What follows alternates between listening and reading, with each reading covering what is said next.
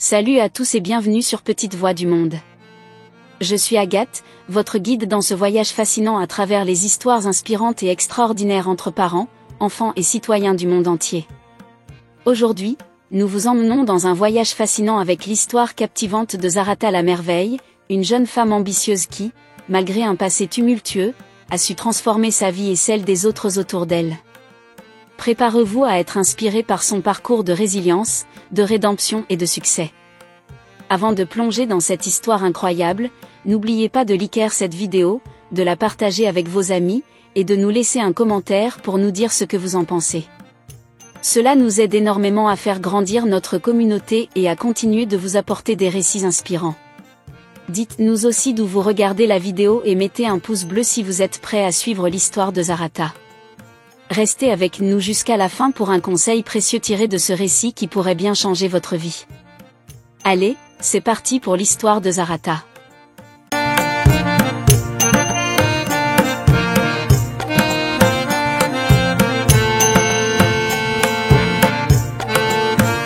Dans un village d'Afrique, vivait une jeune femme pleine d'ambition et de rêves, nommée Zarata. Belle, intelligente, et surnommée Zarata la merveille, elle aspirait depuis son enfance à devenir riche et influente. Sa famille, bien que modeste, parvenait à subvenir à leurs besoins essentiels, mais les moyens financiers étaient loin d'être suffisants pour réaliser les rêves de Zarata. Convaincue que son avenir se trouvait en ville, Zarata se consacra à ses études avec une détermination sans faille, décrochant finalement son baccalauréat et une bourse qui lui ouvrit les portes de l'université. Installée en ville, elle découvrit un monde nouveau, où les apparences et le luxe semblaient régner en maître. Fascinée par la vie aisée de certaines étudiantes, Zarata se lia d'amitié avec Anta, une jeune femme sophistiquée, qui semblait vivre sans se soucier des moyens financiers. Anta, en réalité, menait une double vie, étudiante le jour et prostituée de luxe la nuit. Zarata, d'abord surprise, fut rapidement intriguée par cette vie de luxe facile. L'idée d'intégrer ce monde pour atteindre rapidement ses objectifs financiers la séduisit de plus en plus. Finalement, elle se laissa convaincre par Anta de tenter l'aventure. Rapidement, Zarata devint une figure recherchée dans le milieu, mais elle n'en resta pas là. Avec un esprit entrepreneurial aiguisé, elle trouva un moyen de tirer profit de ses relations avec les hommes de manière inédite et secrète. À l'insu de ses clients, elle recueillait leur sperme pour en faire un business discret mais lucratif. En un an, Zarata amassa une véritable fortune. Elle termina ses études avec brio, obtenant son master, et décida de tourner la page de cette vie secrète et risquée. Forte de son argent et de son diplôme, elle s'installa dans une autre région et lança un commerce de sacs de luxe et d'accessoires pour femmes, qui prospéra rapidement. Un jour, alors que tout semblait aller pour le mieux, un visage familier apparut dans sa boutique, un ancien client, accompagné de sa femme. Les regards échangés ravivèrent des souvenirs du passé, des souvenirs qu'elle avait soigneusement enfouis. L'histoire de Zarata est un rappel puissant que les choix que nous faisons, même dans la quête de nos rêves, ont des conséquences. Le désir de succès peut parfois nous pousser à franchir des limites dangereuses. Mais il est essentiel de toujours peser les risques et d'agir avec intégrité, car le passé finit toujours par refaire surface. N'oubliez jamais que la véritable richesse réside dans les valeurs que nous portons et non dans les trésors que nous accumulons. Après cette rencontre inattendue avec son ancien client, Zarata se retrouva troublée. Les souvenirs de sa vie passée la hantaient, et la réalité qu'elle avait si soigneusement construite semblait vaciller. Mais elle ne laissa rien paraître.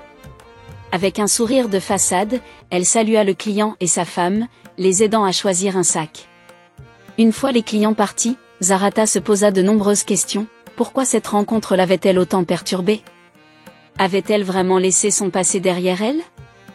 Les jours passèrent, mais l'incident resta gravé dans son esprit.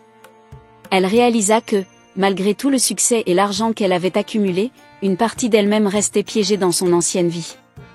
Son business prospérait, mais elle commençait à ressentir un vide qu'aucune richesse ne pouvait combler. Zarata décida de rendre visite à sa famille dans son village natal, espérant que le retour aux sources pourrait l'aider à trouver des réponses. Arrivée au village, Zarata fut accueillie avec chaleur par sa famille. Elle partagea avec eux son succès, mais garda pour elle les détails de son passé. Durant ces quelques jours, Elle se reconnecta avec la simplicité de la vie villageoise et les valeurs qu'elle avait abandonnées en quittant sa maison. Elle se souvint des rêves innocents qu'elle avait autrefois, pas seulement de devenir riche, mais aussi de faire une différence positive dans la vie des autres. Un matin, alors qu'elle se promenait seule, elle tomba sur une vieille amie d'enfance, Mariam, qui enseignait à l'école primaire du village. Les deux amies se remémorèrent leurs souvenirs d'enfance et Zarata fut touchée par la passion de Mariam pour l'éducation des enfants. L'école manquait de ressources, et Mariam expliqua qu'elle rêvait de pouvoir offrir plus d'opportunités aux jeunes du village. Ce jour-là, Zarata prit une décision importante. Plutôt que de simplement accumuler des richesses pour elle-même, elle allait utiliser son succès pour améliorer la vie des autres. Elle décida de financer une bibliothèque et des équipements pour l'école du village. Elle commença également à planifier des programmes pour aider les jeunes à poursuivre leurs études et à développer des compétences entrepreneuriales. De retour en ville, Zarata se mit au travail. Elle ne cessa pas ses affaires prospères, mais elle redirigea une partie de ses profits vers des projets communautaires. Son magasin devint non seulement un lieu de commerce, mais aussi un centre d'activité sociale, où des ateliers et des conférences étaient organisés pour inspirer et éduquer les jeunes. La transformation de Zarata ne passa pas inaperçue. Elle gagna le respect et l'admiration de ceux qui la connaissaient, y compris ses anciens clients qui, étonnés par sa métamorphose, commencèrent à voir en elle non seulement une femme d'affaires talentueuse mais aussi un leader communautaire. Avec le temps, les souvenirs de son passé devinrent moins douloureux, remplacés par la fierté de ce qu'elle accomplissait désormais. Zarata, désormais engagée dans sa nouvelle mission, trouva une satisfaction qu'elle n'avait jamais connue auparavant. La transformation de l'école du village fut rapide. La bibliothèque, remplie de livres neufs et de matériel éducatif, devint un lieu de rencontre pour les enfants assoiffés de connaissances. Zarata s'assura que les jeunes avaient accès à des ordinateurs et à Internet, ouvrant ainsi des portes vers le monde extérieur. Les parents la remerciaient, reconnaissant de voir leurs enfants bénéficier d'opportunités qu'ils n'avaient jamais eues. Malgré son nouveau rôle de bienfaitrice, Zarata ne pouvait totalement échapper à son passé. Un jour, alors qu'elle était occupée dans son magasin, elle reçut un appel d'un numéro inconnu. C'était un de ses anciens clients, un homme influent, qui lui demanda de le rencontrer. Intriguée et un peu inquiète, elle accepta. Ils se rencontrèrent dans un café discret. L'homme, un homme d'affaires respecté, lui parla de son admiration pour ses nouveaux projets. Mais son regard laissait entrevoir autre chose. Il évoqua leur ancienne relation et lui proposa un partenariat lucratif, espérant utiliser son réseau et son charme pour attirer de nouveaux clients dans ses affaires. Zarata comprit alors que, malgré ses efforts pour tourner la page, certains voyaient toujours en elle l'image de la femme séduisante et ambitieuse, prête à tout pour l'argent. Elle déclina poliment l'offre, insistant sur le fait que ses priorités avaient changé. Mais l'incident la troubla. Elle se rendit compte que pour vraiment avancer, elle devait non seulement changer de vie mais aussi changer la perception que les autres avaient d'elle. Cette rencontre lui rappela que son passé pourrait toujours ressurgir, la menaçant de ruiner tout ce qu'elle avait construit. Pour se protéger et renforcer son engagement, Zarata décida de se lancer dans une nouvelle entreprise, encore plus ambitieuse.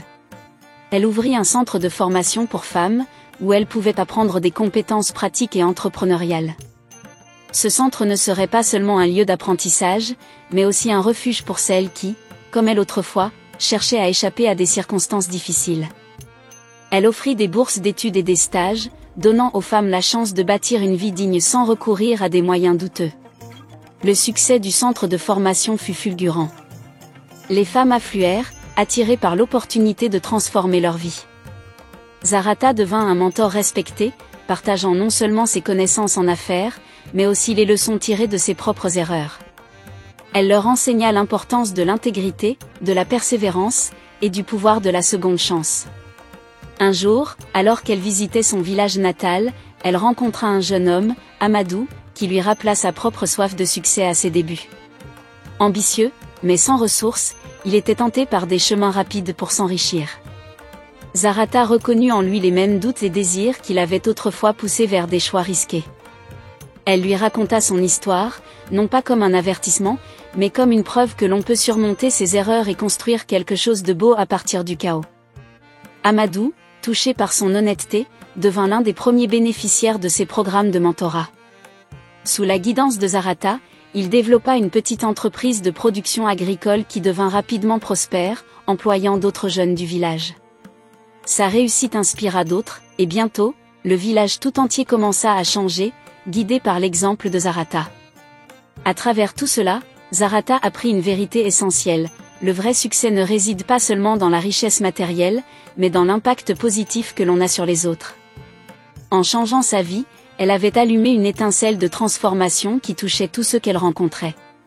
Finalement, Zarata comprit que la rédemption n'était pas un simple pardon de ses fautes passées, mais une action continue pour rendre le monde meilleur. Elle avait trouvé sa véritable richesse dans le sourire des enfants qui lisaient leur premier livre, dans la gratitude des femmes qui apprenaient à subvenir à leurs besoins, et dans l'espoir des jeunes qui voyaient un avenir lumineux. Zarata la merveille était devenue plus qu'un nom, elle était devenue une source d'inspiration, une preuve vivante que, quel que soit le chemin parcouru, il est toujours possible de changer de direction et de trouver la lumière.